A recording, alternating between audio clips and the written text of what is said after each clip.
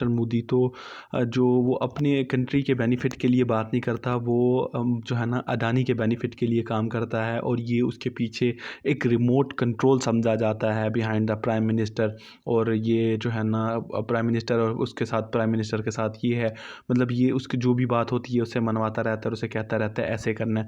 लेकिन यहाँ पे दिलचस्प बात ये है कि ऐसे एलिगेशन सिर्फ अपोजिशन लीडर ही नहीं लगा रहे, बल्कि बीजेपी के जो है ना कुछ लीडर्स भी वो है लगा रहे हैं।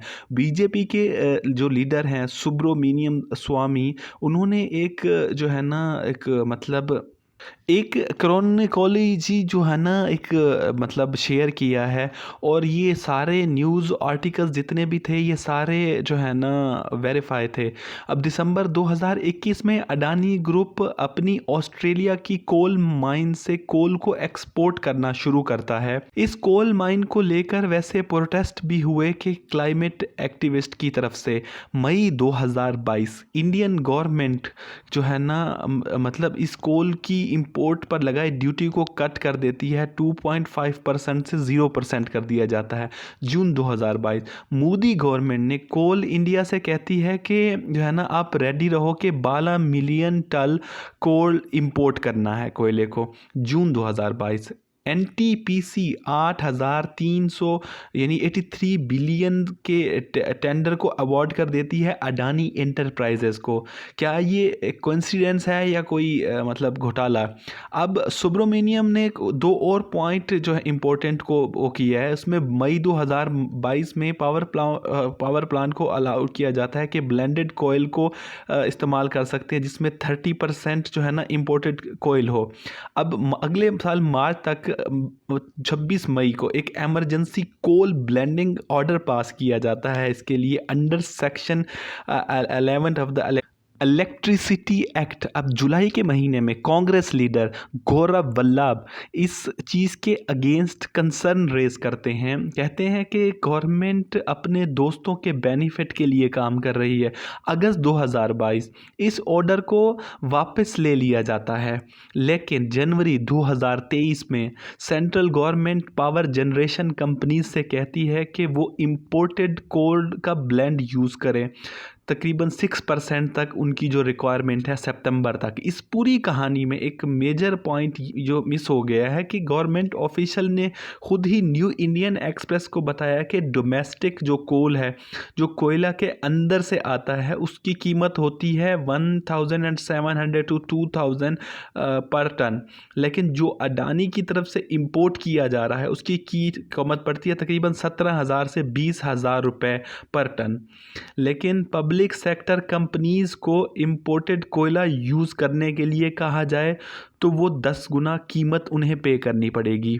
लेकिन यहाँ पर अगर आप पुराने स्कैम्स के मतलब ऐसी ही एक क्रोनोलॉजी जो है ना श्रीलंका से रिलेटेड भी है। मई 2019 इंडिया, जापान और श्रीलंका की गवर्नमेंट ने एक मेमोरेंडम ऑफ कोऑपरेशन साइन करती हैं। इस मतलब ईस्ट कंटेनर टर्मिनल की डेवलपमेंट के लिए। ये कोलंबो पोर्ट में होगा और ये एक अच्छी चीज़ है। फरवरी 2021 श्रीलंका इस 2019 के ईसीटी एग्रीमेंट को कैंसिल कर देता है। इंडिया और जापान इतने खुश नहीं होते। अगले महीने मार्च 2021 श्रीलंका टर्मिनल बदल देता है, ईस्ट कंटेनर टर्मिनल से वेस्ट कंटेनर टर्मिनल। लेकिन फिर ये कहता है कि ये एक joint public private partnership project होगा जो कि किया जाएगा श्रीलंका पोर्ट अथॉरिटी की तरफ से और अडानी पोर्ट SEZ के दरमियान में। अब श्रीलंका की गवर्नमेंट अपने प्रेस रिलीज़ में कहती है कि जो है ना जो कैबिनेट है वो रिक्वायर कर रही है इंडियन हाई कमीशन और जापानीज़ एम्बेसी को नॉमिनेट करना पड़ेगा अपने इन्वेस्टर्स को। जापान ने किसी इन्वेस्टर का नाम नहीं दिया और इंडियन हाई कमीशन ने जो है ना अडानी पोर्ट को अप्रूवल दे दिया। ये एक अकेला फॉरेन प्रोजेक्ट नहीं है जो अडानी के पास गया हो, ऐसे कई और कॉन्ट्रैक्ट्स हैं। पोर्ट्स, डिफेंस, इलेक्ट्रिसिटी, पोर्ट्स, ऐसे मतलब श्रीलंका, बांग्लादेश, इसराइल जैसे मुल्कों में जो अडानी के पास गए हैं। अब टीएमसी लीडर मोहम्मद का कहना है कि अडानी एक्चुअल में प्राइम मिनिस्टर मोदी के साथ ट्रैवल करते हैं उनके फॉरेन ट्रिप्स पर, और बाकी हेड्स ऑफ स्टेट से मिलते हैं और एक ऐसा इम्प्रेशन क्रिएट कर रखा है कि वही रिमोट कंट्रोल हैं जो प्राइम मिनिस्टर को चला रहे हैं। अगला जो बड़ा है इसका एलिगेशन, वो टैक्स इवेजन का है। यहाँ पर एक नोटिस दिया गया था डायरेक्टरेट ऑफ रेवेन्यू इंटेलिजेंस की तरफ से, डेट है 15 मई 2014 की। ऐसे ही कई सारे शोकाज नोटिसेस इशू किए गए हैं अडानी ग्रुप को, जो कि अलिज्ड करते हैं टैक्स इवेज करने के लिए, टैक्स एवेजन के लिए। टैक्सेस सही तरीके से नहीं दिए गए हैं, जिनका टोटल अमाउंट है तकरीबन 10 बिलियन। और एलिगेशंस ये है कि यहाँ पर एक शेल कंपनी का इस्तेमाल किया गया, hundreds of millions of dollars के जो है ना कंपनीज की किताबों में इधर से इधर भेजे गए, और जो है ना ताकि इतना सारा टैक्स अवॉइड किया जा सके। लेकिन अगस्त 2017 में DRI की जो एजुकेटिव की अथॉरिटी है, KVS सिंह ने ये सारे चार्जेस जो थे फाइल किए गए थे उनको मतलब ख़त्म कर दिया, जो कि अडानी पावर महाराष्ट्र और अडानी पावर जो राजस्थान लिमिटेड है।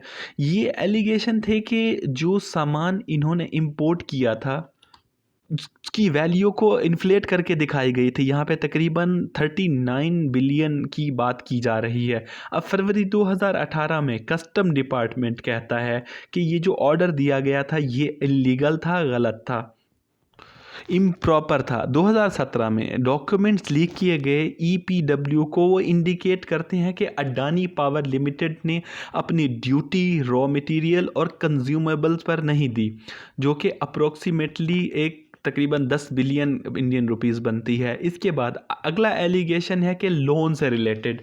सितंबर 2022 में जब अडानी की वेल्थ ऑल टाइम हाई थी, जो लोन्स अडानी ग्रुप के पास थे वो भी ऑल टाइम हाई टच कर रहे थे, 2.2 ट्रिलियन इंडियन रुपीस। 30 जनवरी को एक इंटरव्यू दिया गया अडानी ग्रुप के CFO ने CNBC TV 18 को, जिसमें उन्होंने बताया कि टोटल अडानी ग्रुप की डेप्थ है, मतलब 30 बिलियन है जो डेट उन्होंने लिया हुआ है, जो तकरीबन इंडिया का $1 जो है 82 मतलब इंडियन रुपीस के बराबर है। तो 1 बिलियन तकरीबन 8,200 करोड़ हो गया, अप्रोक्सीमेटली 2.48 ट्रिलियन ये अमाउंट बनी। इसमें से approximately 74,000 crore rupees Indian banks को जो है ना ओन किया जाता है। जो बैंकों ने डिस्क्लोजर किए हैं उससे हमें पता चलता है कि SBI को अडानी ग्रुप 40,000 करोड़ रुपीस जो है ना ओ करता है, और PNB को 70 बिलियन, और बैंक ऑफ बड़ौदा ने डिक्लाइन किया है कि डिस्क्लोज करने से कि कितना अमाउंट है। लेकिन लाइव मिंट की रिपोर्ट के अकॉर्डिंग ये कैलकुलेट किया गया है 5,380 इंडियन रुपए, जो करोड़ है। और ये सारे बैंक्स गवर्नमेंट के हैं और ये पब्लिक सेक्टर के हैं, और एक कंपनी इन सरकारी बैंक से 5,238 जो है ना बिलियन जो इंडियन रुपीस है उनसे डेट आउट करती है।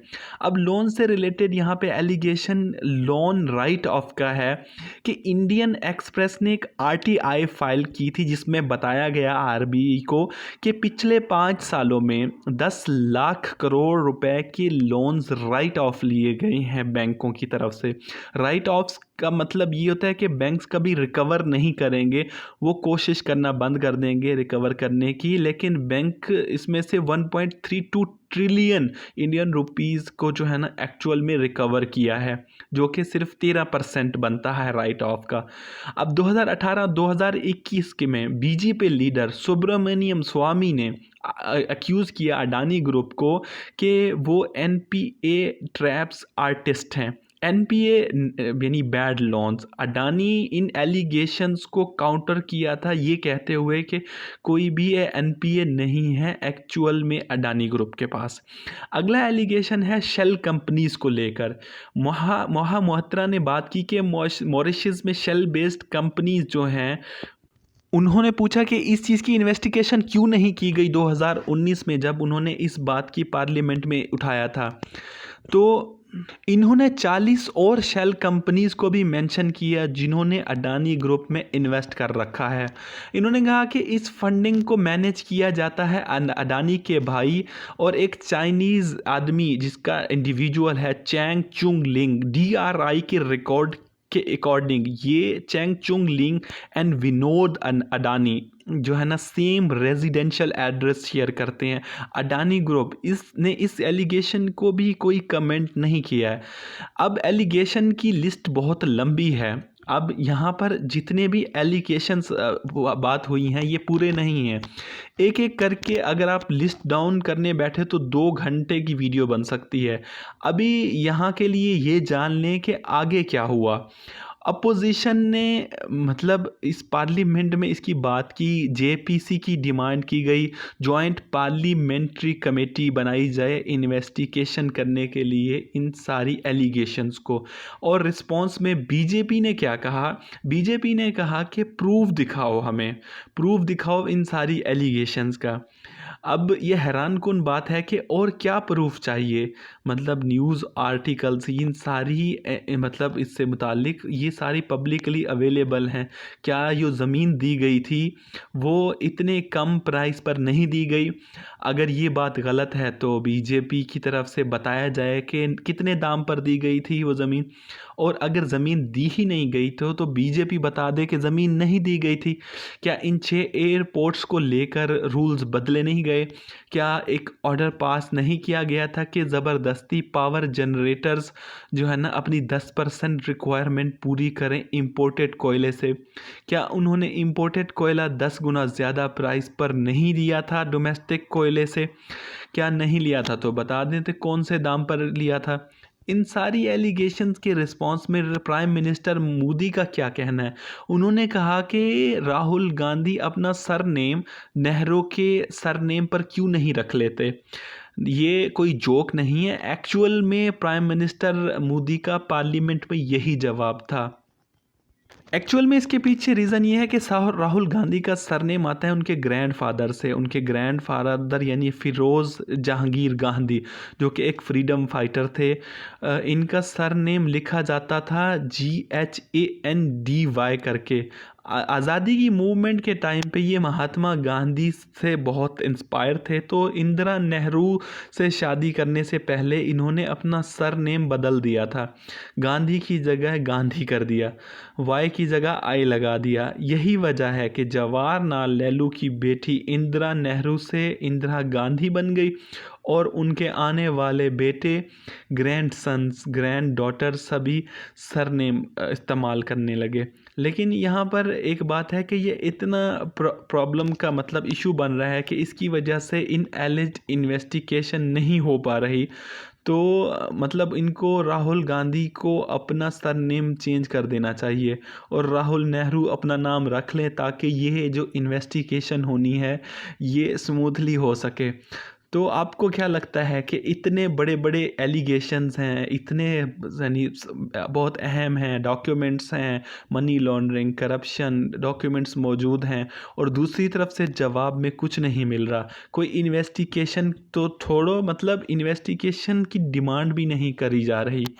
तो मीडिया भी यहाँ पे मतलब साइलेंस है। और सोशल मीडिया पर भी कुछ लोग जब अपना मुंह खोलते हैं तो या तो अडानी की बायोग्राफी सुनाते हैं या आई स्टैंड विद अडानी चलाते हैं।